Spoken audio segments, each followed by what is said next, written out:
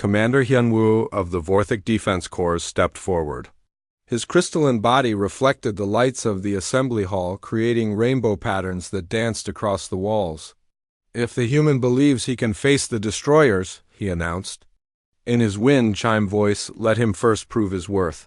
Against our champions," the suggestion spread through the hall like wildfire. Delegates who had been arguing suddenly found something they could agree on. A combat demonstration would either reveal the human's hidden abilities or expose Earth's foolish overconfidence. Either way, it would be educational and entertaining. Minho finally stood up from his seat and stretched casually. The motion was so ordinary and human that it seemed almost alien in this gathering of exotic beings. He rolled his shoulders and cracked his neck as if preparing for morning exercises rather than a battle that would determine his planet's reputation. "Sounds fair," he said to Jawan as he walked past. His voice was calm and friendly, like he was agreeing to help move furniture.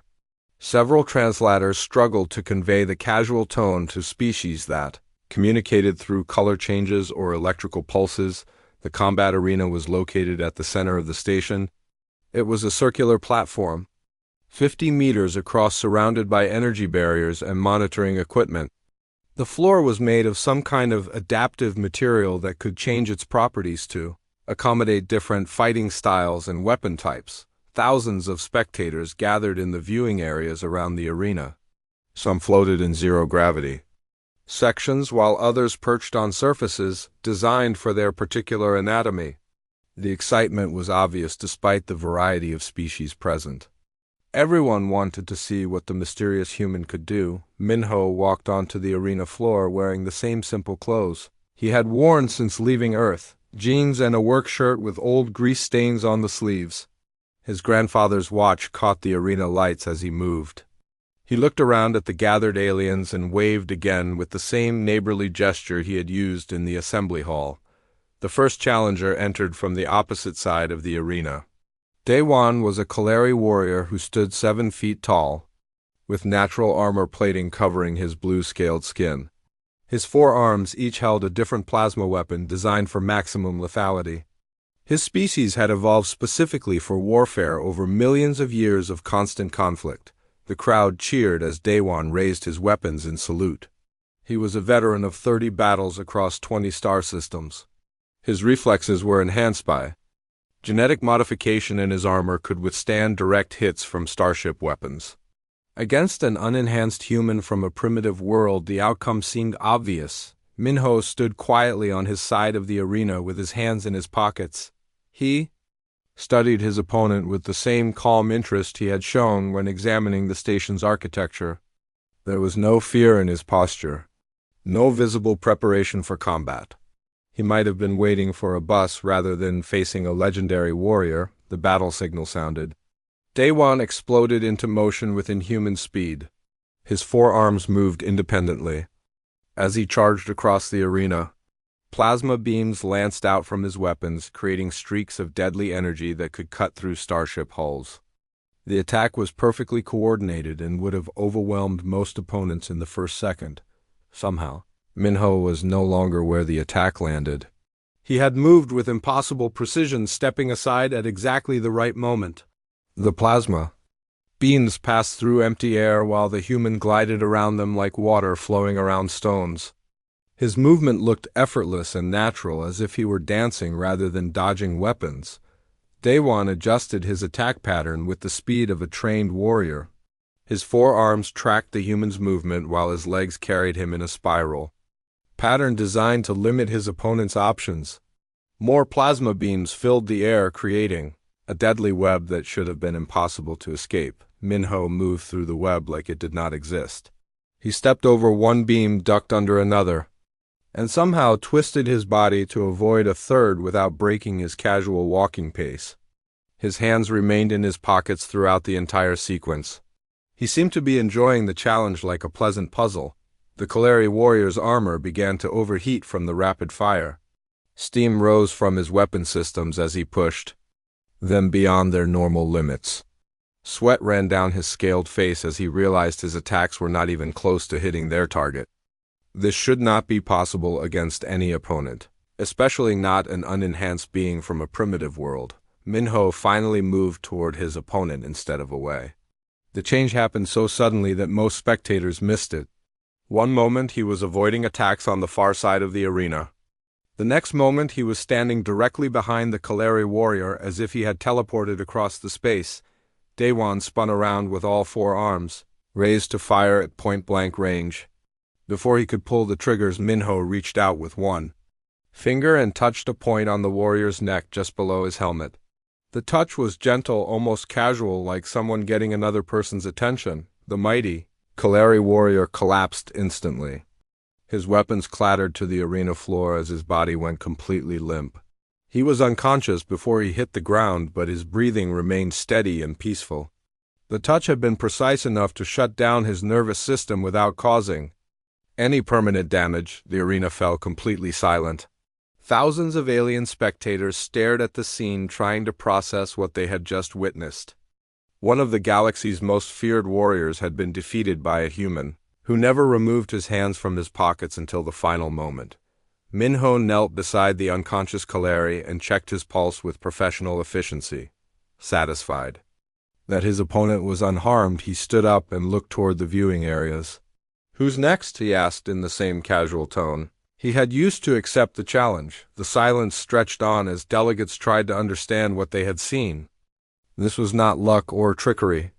The human had moved with impossible skill and struck with surgical precision.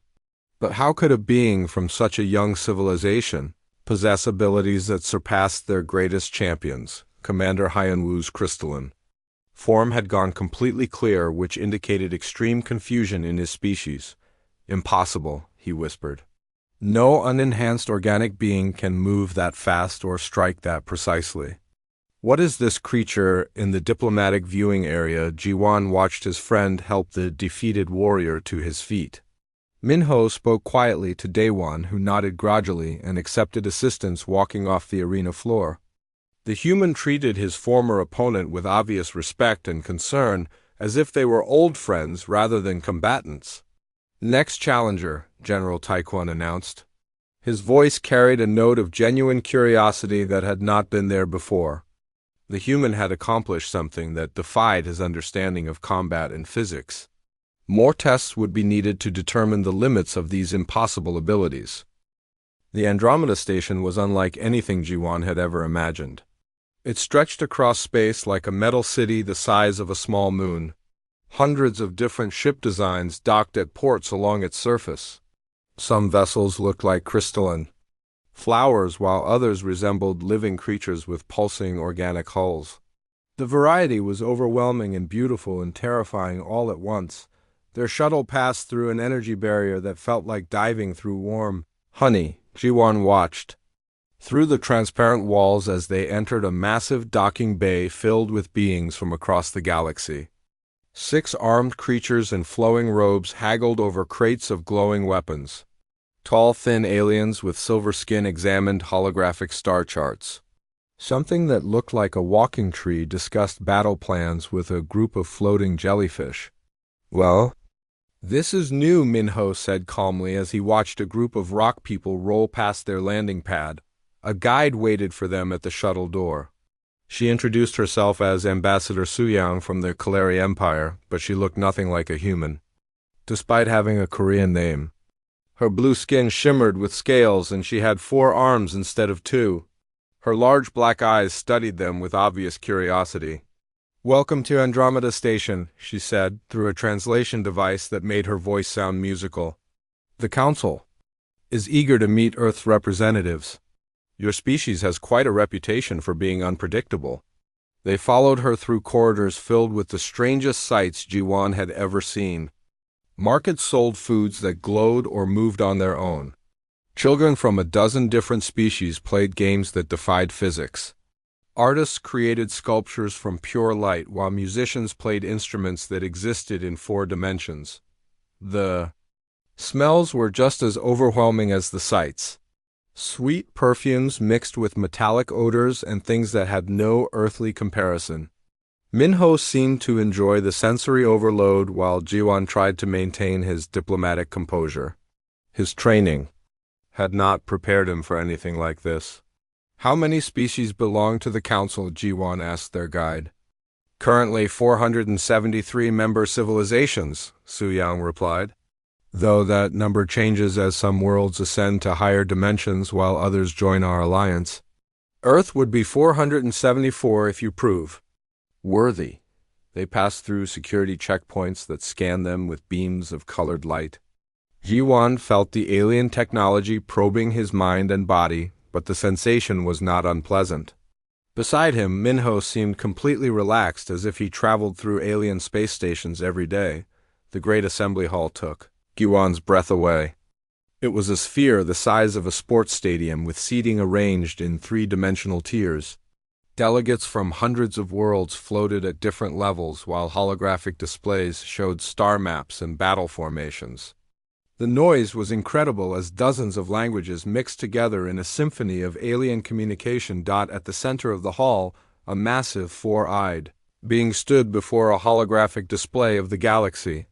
General Taekwon of the Zephyrian Empire commanded attention even among this gathering of incredible beings.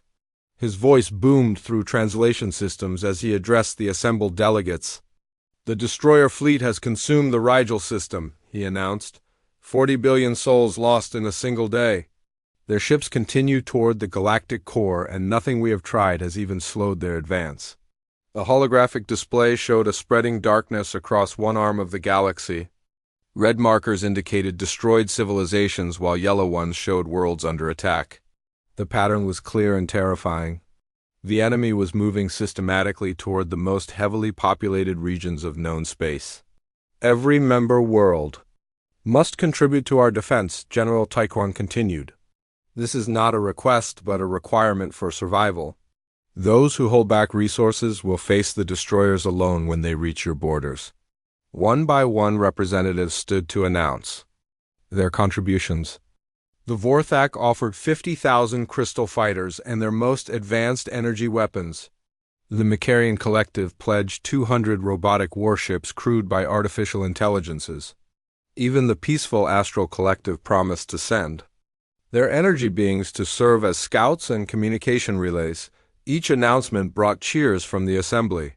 The combined fleet would be the largest military force in galactic history. Millions of ships and billions of soldiers united against the common threat. Surely such overwhelming numbers would be enough to stop any enemy. Jiwan felt his stomach tighten as Earth's turn approached. He had practiced his speech during the journey, but the words seemed inadequate now. How could he explain that humanity had nothing to offer compared to these advanced civilizations? Earth's entire space program would fit inside one of the smaller alien vessels. Earth General Taekwon called out, "Let the youngest member of our alliance speak." Yuan stood on unsteady legs and walked to the speaking platform. Thousands of alien eyes focused on him as he climbed the steps. The weight of representing his entire species pressed down on his shoulders. Every human who had ever lived was counting on him to say the right words. "Honored members of the Galactic Council," he began. His voice was amplified throughout the massive hall by translation systems that converted his words into hundreds of languages simultaneously. Earth is prepared to fulfill its obligations to this alliance. Murmurs ran through the crowd as delegates leaned forward to hear what the primitive human world would contribute.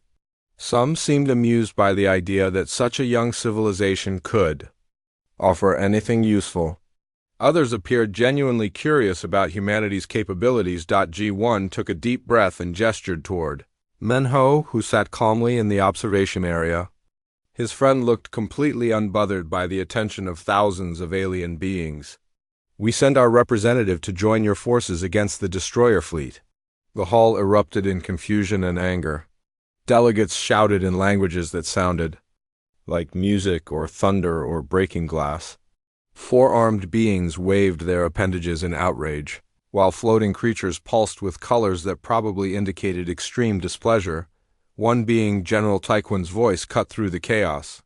"You send one individual while others sacrifice entire fleets."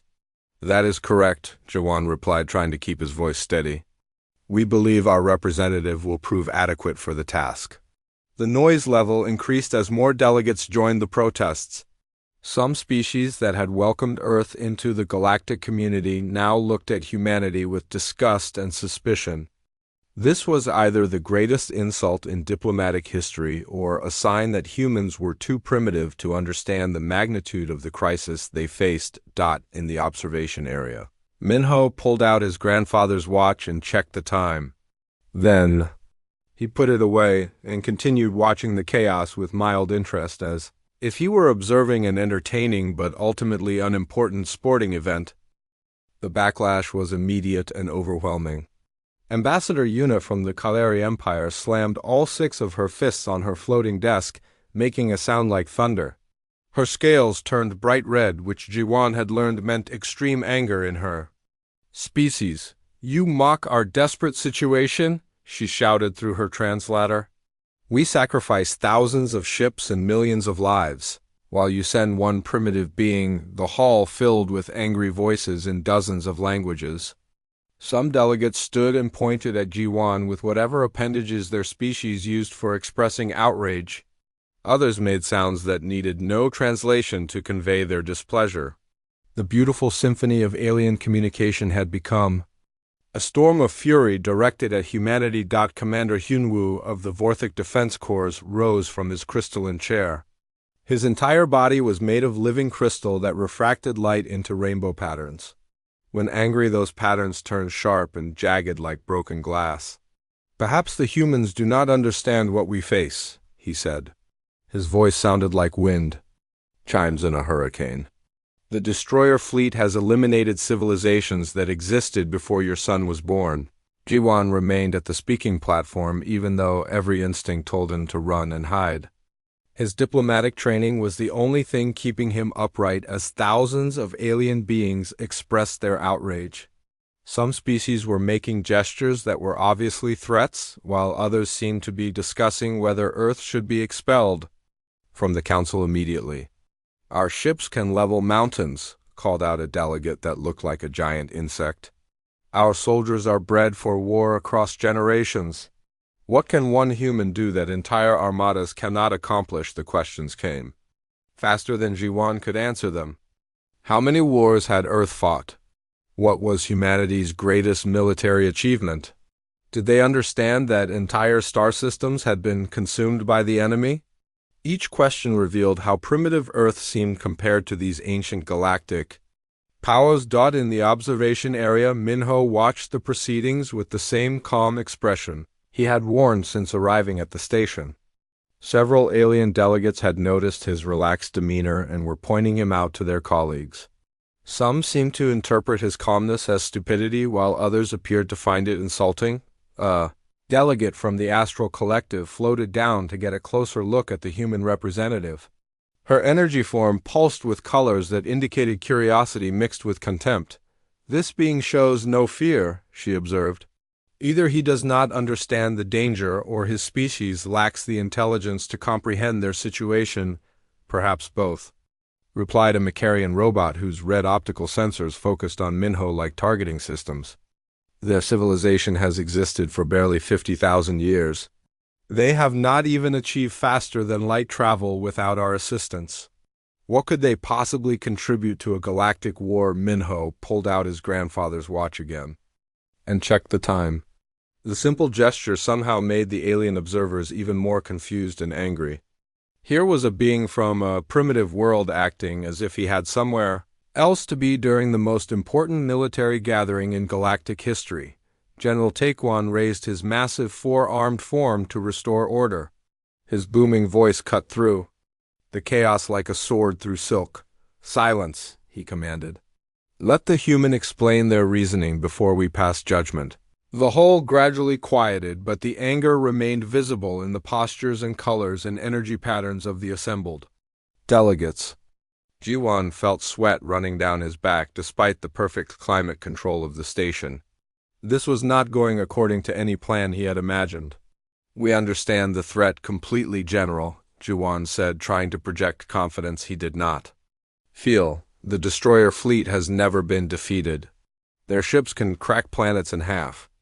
Their soldiers are genetically engineered killing machines that feel no fear or pain. Then you understand why your contribution is inadequate, General Taekwon replied.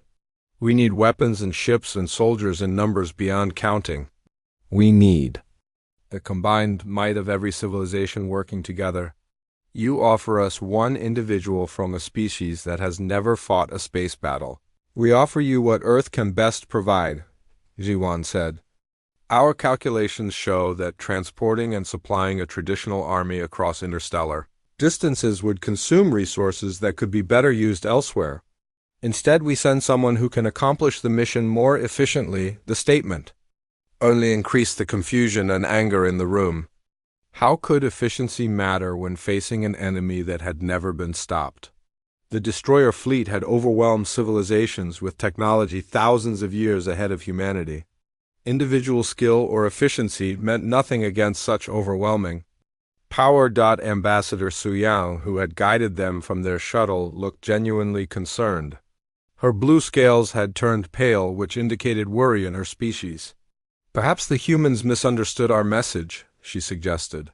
We asked for your greatest military force, not your most expendable individual. There was no misunderstanding, Jiwan replied. We send our greatest military asset. This statement caused an even greater uproar. Delegates who had been sitting down stood up to get a better look at the human they were supposed to take seriously. Minho appeared to be a perfectly ordinary member of his species, average height and build, no visible weapons or armor, no obvious enhancements or genetic modifications. This is your greatest warrior, asked the delegate whose species resembled walking trees. He carries no weapons, shows no battle scars, displays no signs of enhanced strength or speed or intelligence. What makes him superior to the champions of civilizations that have fought wars for millions of years? Jiwan looked back at his friend, who was now examining the architecture of the assembly hall with obvious appreciation for its engineering.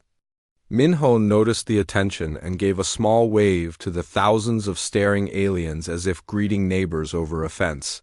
You will understand soon enough, Jiwan said. But first we must address the question of proof. I assume you would like some demonstration of our representative's capabilities before accepting Earth's contribution to your military alliance, General? Taken's four eyes narrowed as he studied the calm human in the observation area. Something about the being's complete lack of concern was beginning to trouble the experienced warrior. No soldier should be that relaxed when surrounded by potential enemies in an unfamiliar environment. Yes, the general said slowly. I think a demonstration would be very educational for all involved. The morning started like any other Tuesday in Seoul. Until the sky turned dark at exactly 9:15 a.m., Jiwan was sitting in his small kitchen, drinking his second cup of coffee when the shadow fell across his window. He looked up from his newspaper, expecting to see clouds, but instead saw the bottom of something impossible. The ship was bigger than anything humans had ever built. It stretched across the entire city center like a floating metal island. Its surface was smooth and silver with strange patterns that seemed to move when you looked at them too long. People on the streets below stopped walking and pointed upward with their mouths hanging open. Gawan's coffee cup fell from his hand and shattered on the kitchen floor, but he did not notice. His neural implant was buzzing inside his head with an incoming message. As Earth's diplomatic liaison, he had received many important communications, but nothing had ever felt like this. The signal was coming from somewhere impossibly far away, and it carried weight that made his bones feel heavy. The message appeared in his mind not as words but as pure understanding. The Galactic Council was calling. They needed Earth to send its greatest military force to join a war against something called the Destroyer Fleet. Every member world in the galaxy was contributing soldiers and ships to fight an enemy that had already wiped out 12 entire civilizations. Jiwan walked to his balcony on shaking legs and looked up at the alien ship. Its shadow covered his entire neighborhood. Down on the street, people were taking pictures with their phones while others ran in panic. Some stood perfectly still as if they had forgotten how to move. Children pressed their faces against windows. While their parents made urgent phone calls, the diplomatic part of his brain began working through the implications. First contact had finally happened, but not the way anyone had planned. There were no careful negotiations or cultural exchanges. The aliens had simply arrived and made demands. Earth was expected to contribute to a galactic war that most humans did not even know existed. He thought about Earth's military capabilities. The planet had armies and weapons, but nothing designed for space combat. Humanity had barely managed to build a few research stations on Mars. Their fastest ships took months to reach the outer planets. How could Earth possibly contribute to a war between star-traveling civilizations? His hands were still shaking as he made a phone call to Biz and Minho answered on the third ring, sounding sleepy and annoyed. "This better be important, Jiwan. I was up late fixing Mrs. Park's car again." "Pack a bag," Jiwan said, trying to keep his voice steady. "We are going to space." Minho laughed. "Very funny. What do you really want?" "Look outside," Jiwan told him. There was a long pause. Then Minho said a word that would have made his grandmother wash his mouth with soap. "What is that thing?" "That is our ride to the Andromeda station. The aliens want Earth to send soldiers to fight in a galactic war. I need someone I trust to come with me." "You are serious?" Minho said. It was not a question. Dead serious. "Ken, you be in Seoul in 4 hours." Another pause. "I will leave now." Jiwan spent the next few hours watching news reports and trying to process what was happening. Similar ships had appeared over every major city on Earth. The aliens were not attacking or making threats. They were simply waiting. Government leaders around the world were holding emergency meetings, but nobody seemed to know what to do. The alien message had been clear. Earth had 7 days to arrive at something called Andromeda Station with its military contribution. The coordinates were already loaded into his neural implant along with basic information about faster-than-light travel. Somehow the aliens expected humans to understand technology that was centuries beyond their current knowledge. When Minho arrived, he looked exactly the same as always. Jeans and a work shirt with grease stains on the sleeves. His black hair was messy and he carried the same old backpack he had used since college. The only sign that anything was different was the way he kept glancing up at the alien ship. "So we are really doing this," he said as they stood together in Jiwan's apartment. "The whole planet is counting on us," Jiwan replied. "Every country tried to volunteer their best soldiers, but the aliens only want 2 representatives from Earth. They specifically requested a diplomat and someone they called a guardian." "Guardian," Minho repeated. "What does that mean?" "I have no idea, but when I submitted your military records, they approved you immediately." Minho had served in the army for 8 years before becoming a mechanic. His service record was good, but not extraordinary. He had never seen combat and spent most of his time maintaining equipment. Jiwan still did not understand why the aliens had chosen him over career soldiers and special forces operatives. They took a government transport to the pickup location at Seoul's main airport. The area had been cleared of all civilian traffic. Military personnel stood at checkpoints, but they seemed more confused than anyone else. None of Earth's weapons would work against alien technology, so they were basically ceremonial guards. The alien shuttle that came to collect them was small and elegant. It made no sound as it landed, and its hull seemed to absorb light rather than reflect it. The door opened without any visible mechanism, revealing an interior that was both beautiful and completely foreign. As they walked up the ramp, Jiwan felt the weight of representing his entire species. 6 billion people were depending on him to navigate humanity's first interstellar diplomatic crisis.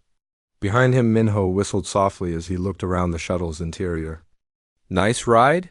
he said as if they were getting into a friend's new car instead of alien technology. The shuttle lifted off so smoothly they barely felt it move.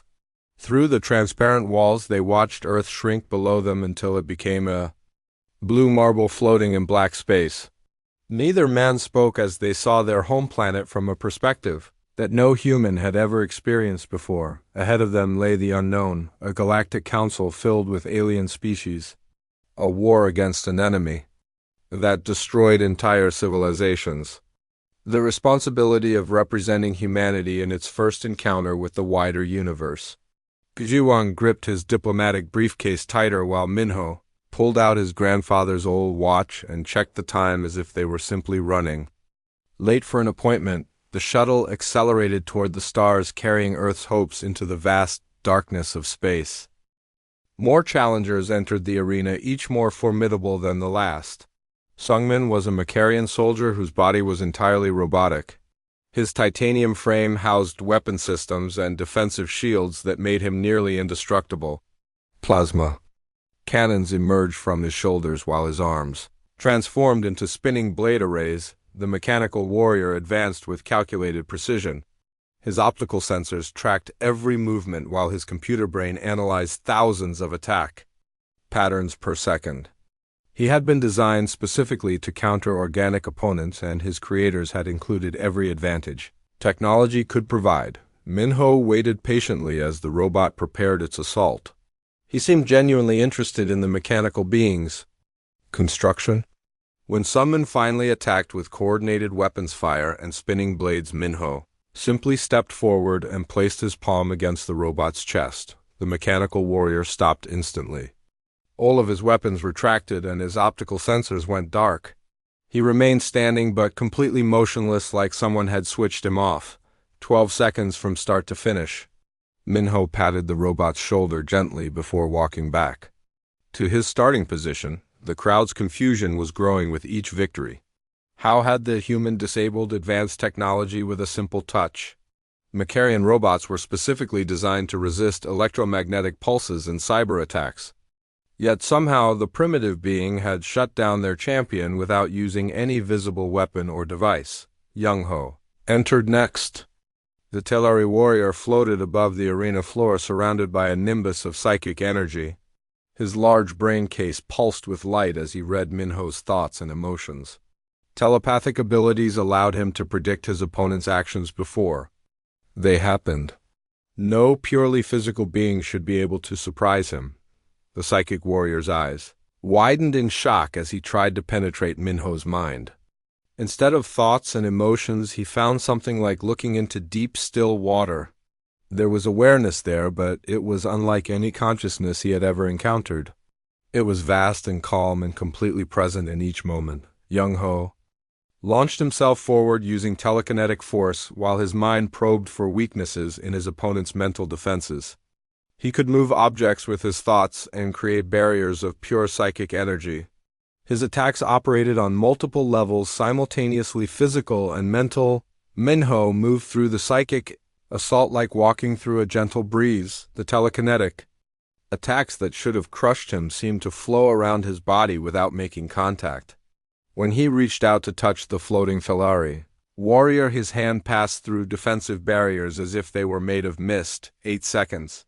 The telepathic being fell into peaceful sleep the moment Minho's fingers brushed his temple.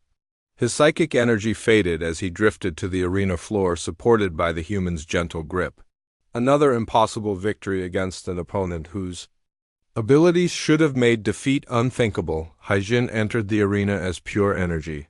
The representative of the astral collective had no physical form that could be touched or harmed by conventional attacks. She flowed and shifted like living light, while energy discharges crackled around her incorporeal body. How could anyone fight an opponent made of pure force? The energy being's attacks filled the arena with brilliant flashes and electromagnetic pulses. She could exist partially in other dimensions, making her nearly impossible to target.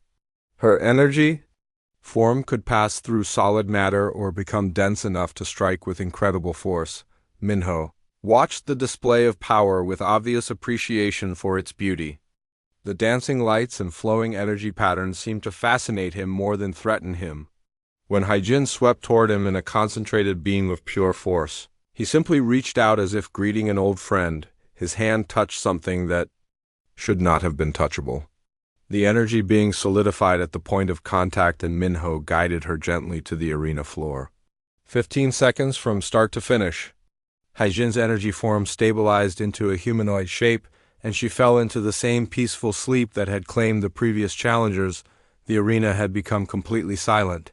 No cheering, no commentary. Even the mechanical sounds of the station system seemed muted. Thousands of beings watched in stunned disbelief as their understanding of combat and physics crumbled with each impossible victory. General Tychon descended to the arena floor himself. The massive Zephyrian commander stood 12 feet tall with 4 arms that had won battles across 50 worlds. His natural weapons could tear through starship armor, and his reflexes were enhanced by generations of genetic modification. If anyone could solve the mystery of the human's abilities, it would be him.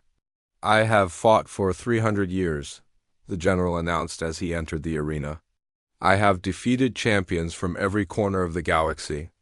I have studied every known form of combat and warfare. You will not surprise me." Human Minho looked up at the towering alien with genuine respect. Unlike the previous challengers, this being radiated the confidence of someone who had truly earned his reputation. "You seem like a good fighter," Minho said politely. "I'll try not to hurt you." The general's 4 eyes narrowed at what seemed like mockery. Then he attacked with the fury and skill of someone who had conquered star systems. His 4 arms moved in complex patterns while his legs carried him in evasive maneuvers. He was faster and stronger than any of the previous challengers, and his experience showed in every movement. Minho met the assault with fluid grace. For the first time since the demonstrations began, he moved with something approaching actual effort. He flowed around the general's attacks like water, while his own movements became more complex and beautiful. It looked less like combat and more like an intricate dance between master performers. The battle lasted 30 seconds. When it ended, General Tychon lay peacefully on the arena floor.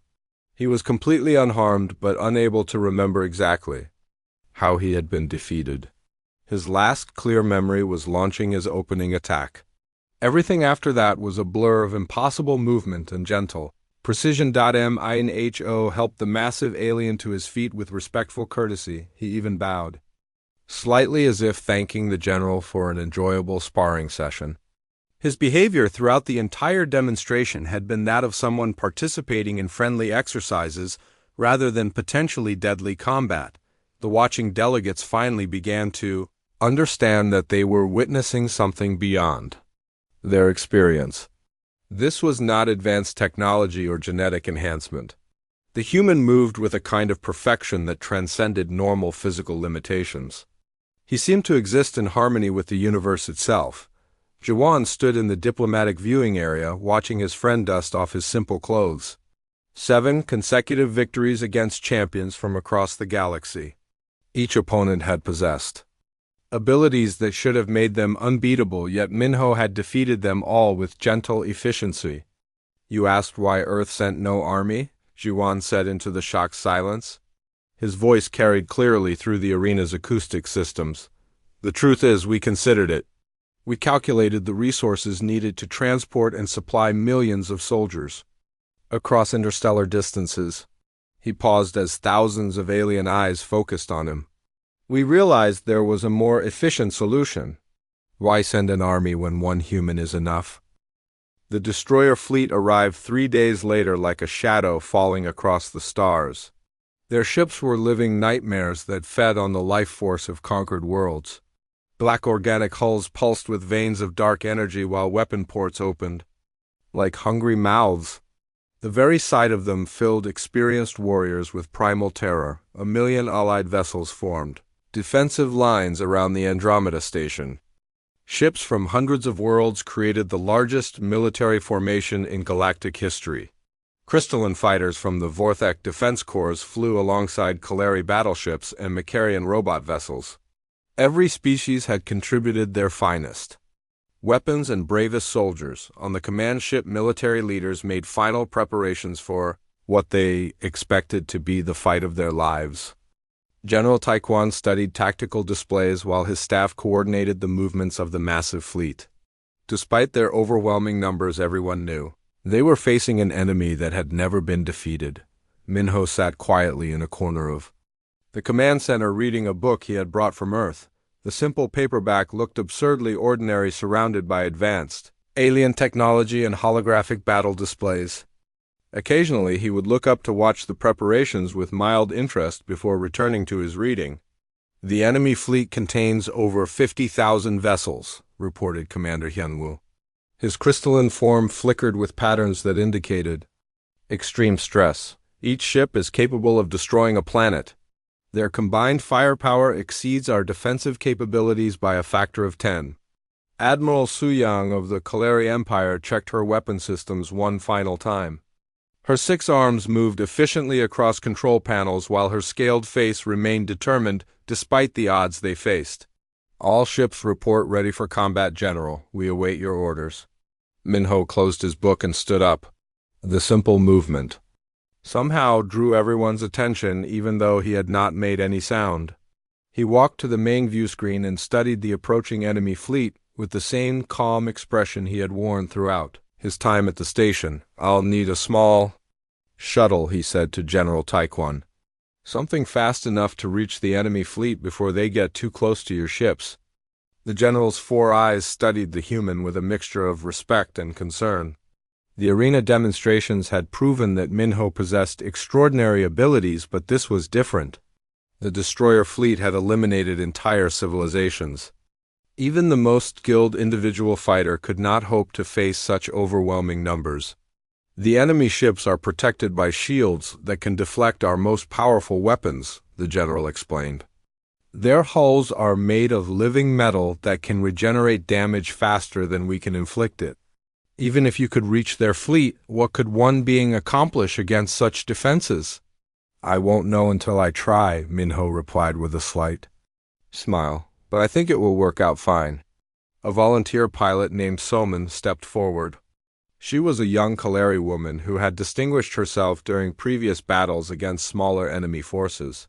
Her blue scale showed the pattern that indicated courage mixed with determination. "I will take you wherever you need to go," she told Minho. They used a small scout ship designed for speed and stealth rather than combat. It could outrun most enemy vessels, but its weapons were minimal. The plan was to get close to the destroyer fleet and then somehow accomplish what entire Armadas had failed to achieve. Most of the alien commanders thought it was suicide. As their tiny craft approached the enemy formation, the scale of the threat became clear. Each destroyer ship was the size of a city. Their organic hulls writhed and pulsed like living tissue. Weapon systems that could crack planets in half tracked the approaching scout ship with hungry precision.